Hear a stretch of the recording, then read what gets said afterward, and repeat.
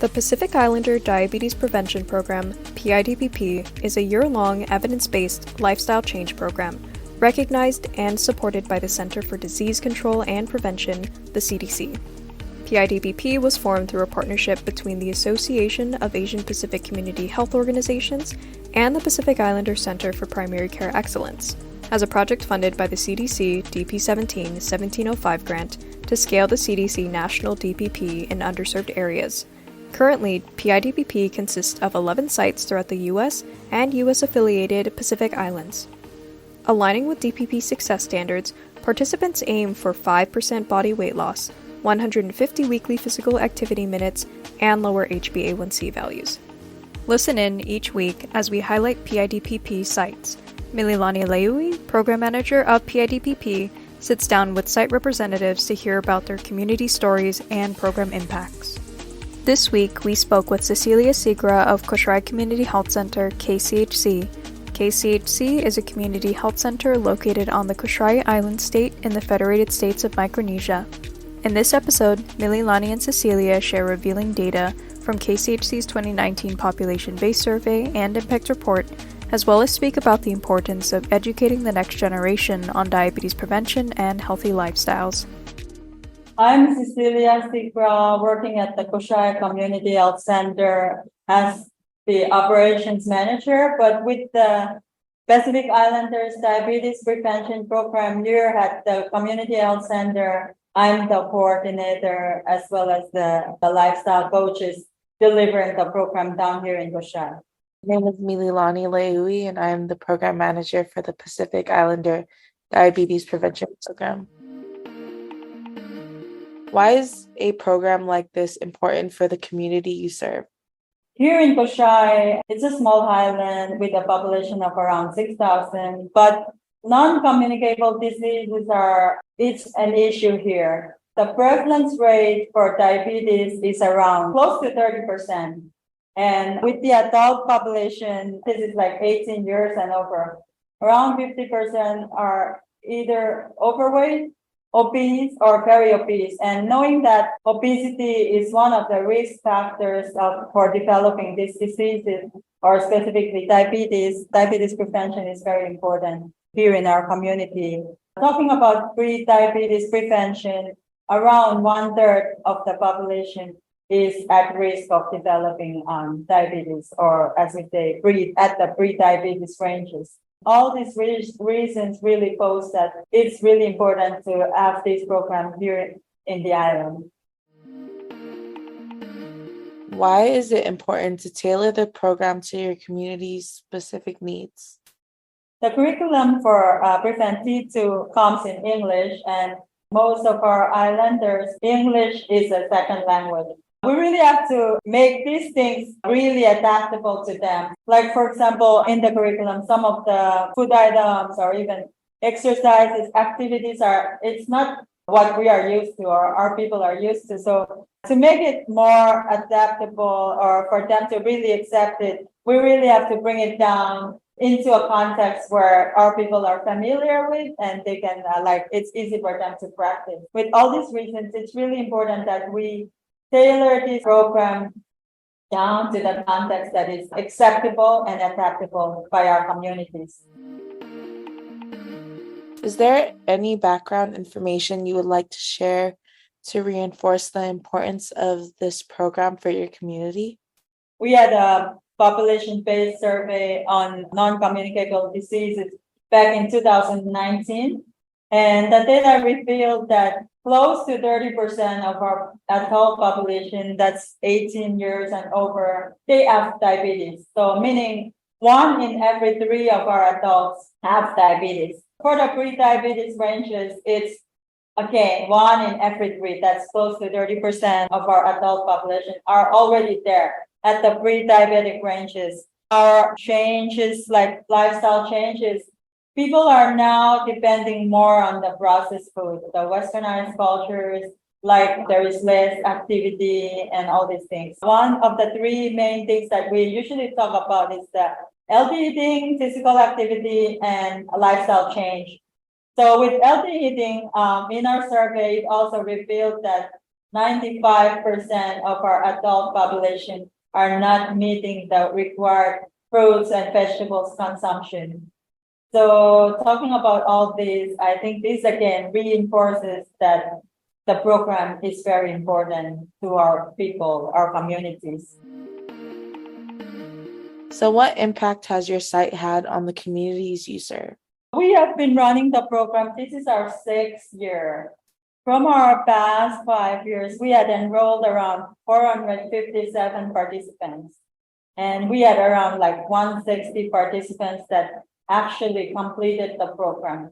All these participants that completed the program, 38% of them, they had reduced their risk of developing diabetes, meaning they have either a 5% body weight loss and they had reached a 4% body weight loss plus and have reached 150 minutes of physical activities per week. Or some of them were able to reduce their A1C by 0.2%. And this really contributes to avoiding the complications that can develop from diabetes. And these are really like huge impacts that add on our communities. Our people are kind of relying on the westernized foods or more of sedentary jobs and less of physical activity. With our program, our participants achieving like an average physical activity minutes of around like 424 minutes per week. And this is a very huge impact on our people our participants, because we were actually aiming for like, the recommendation was like 150 minutes per week, but with the program being on and these people developing this habit, if we keep doing it, delivering the program, it will really have this impact on like getting our communities more active and in return, more of having the chance to reduce the development of diabetes or even delaying the onset of it. Another thing that I think really was important to share is 50 participants were able to achieve the 5% body weight loss. Our participants achieving that, the program has an impact on our communities. And if we are to like continue on delivering this program and being robust on it in the near future, we would have more, the impact would be even higher. It was really a positive thing when someone's losing weight and people were asking like, is so-and-so in your program?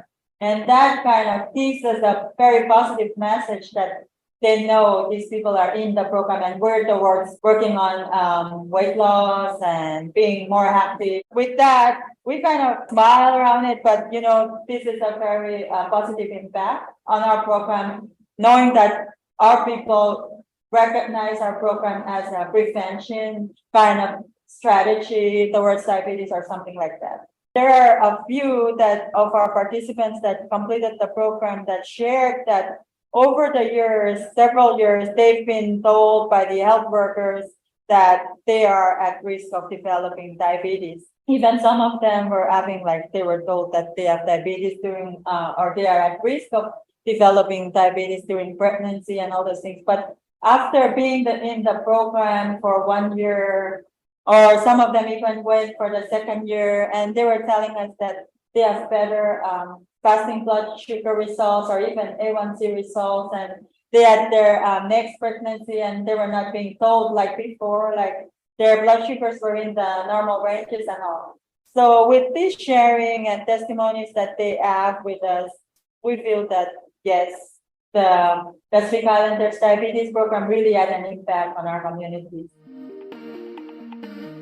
What are some of your site's challenges and/or best practices for recruitment, retention, and general programming?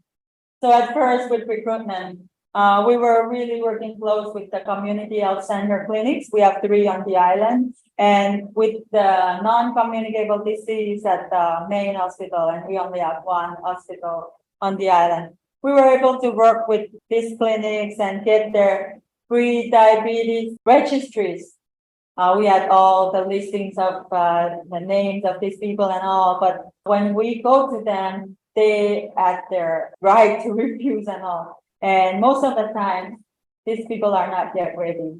The clinic started in 2016, And when we started the program in 2018 down here in Kosrae, we had like close to 100 or 100 plus in one of the clinics that were at a registry for prediabetes. And I think when we went around trying to recruit these people, most of them were not ready. They're already eligible by the blood sugar testing, but then it's not yet there with them that it's important for them to be in the program. So one of the things we found out to be very effective is like having the clinician, especially the doctor, referring that person to us. So in the later years, we were able to ask like some participants coming in as advised by their clinicians. And the other thing is we usually have a lot of participants at the beginning. Session one, sometimes we have around like 28 participants. And along the way, when it comes down to like close to the end of the first phase, that's around close to the first 6 months, end of the first 6 months, we have like maybe 12 participants or a little bit more, like 12 to 15. And down to the end of the program, we were like left with, I think, 10. It's kind of hard to retain most of our participants until like the end of it, like the 12-month long program. So one of the things that we do is, when it comes to those sessions where it's kind of spaced apart, like once a month, that's at the second phase, like month 7 to 12. We usually put in some retention activities like physical activity, interventions, or have a speaker come and talk about food or stress or doing cooking demonstrations and all. So I think that's one of the things that we do in addressing retention. And then we have like small tokens of appreciations or little incentives, like it's really related to like physical activity or healthy nutrition promotion and all. So we kind of give like farmers fish vouchers or local produce vouchers, where if they reach a certain milestone, we kind of give them those vouchers at certain values, like maybe a $20 fish voucher, where they can go to the markets and get local fish or seafoods, or go to the local produce market and get some cabbage, some tomatoes and cucumbers and all those things. And one of the other things is they're comfortable at home. So when during recruitment, we have the community health workers or nurses doing the recruitments house to house, like going, visiting the houses and like kind of introduce the program. And if they are willing to attend, ready, then they fill out the enrollment forms. What future projects and/or goals does your site have for advancing diabetes prevention and promoting healthy lifestyles?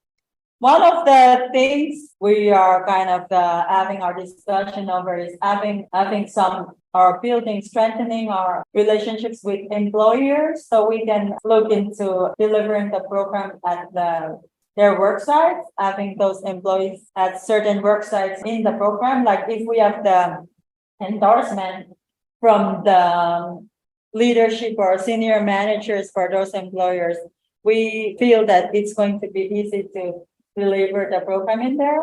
And the other thing that we are having our discussions over is having community health improvement projects, little mini projects that we can have to kind of intervene earlier on. There are a lot of youths like under 18 that are really wanting to be in the program, but our program is for 18 and over. Even currently in our classes here in Kosrae, we kind of allow like 3 to 5 participants, ineligible participants. Most of them are like under 18, or they're already diabetic, or they're not eligible, meaning they're not overweight. Their blood sugar testing is not within the pre-diabetic ranges. Like for one of my classes, I have around like 4 or 5 participants that are below the age of 18. Ranging from like age 9 and up to 17, I think, or 16. They're really familiar with the program. And even at younger ages, they're like, how many calories are in that soda? And even the younger ones, they used to come over and sit in the sessions and they're like, I'm not drinking soda because it's bad for my health. Our conversations down here at the organization, we're really looking into seeing how we can address the younger generations or even the youths that are under the age of 18. So these are some of the things that we're looking into so that they can have an earlier introduction into the program or even have knowing preventive measures or practicing it earlier on so that they can have a better chance of preventing these non-communicable diseases or specifically with our program, diabetes, or even the risk factors like overweight and all. We thank Cecilia from Kosrae Community Health Center for speaking with us during this week's segment. Please stay tuned for our next site highlight.